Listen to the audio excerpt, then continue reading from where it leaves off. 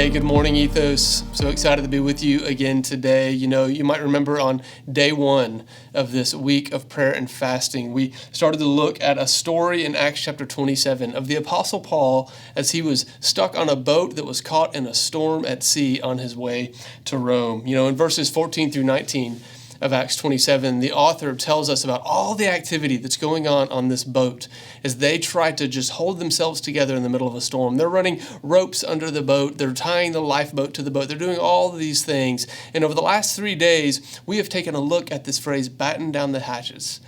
And we've said, what does it look like for us to secure the vulnerable places in our lives so we don't spiritually take on water in the middle of a storm?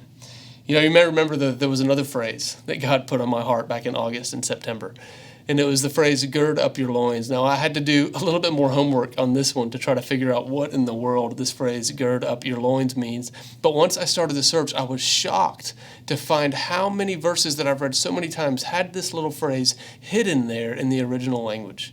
Now, to understand what this phrase means, you need to have a little bit of an understanding of Jewish clothing in the ancient world.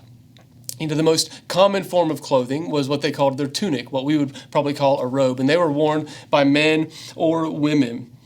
However, when men needed to run, fight in a battle, or do intense labor, they would take the excess fabric of their tunic and they would pull it between their legs and tie it around their waist, and this is what was referred to as girding up your loins.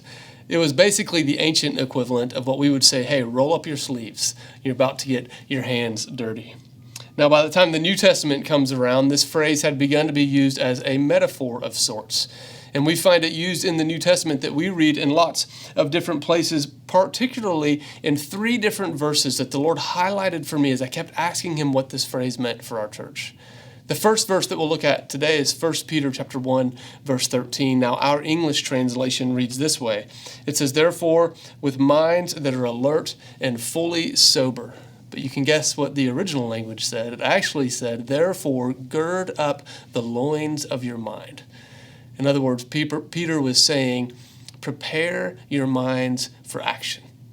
Prepare your minds for action. Now, if we return to Acts chapter 27, we find this ship at sea, and right at the point where everybody else on the boat begins to lose hope, Paul begins to speak as a man who had girded up the loins of his mind.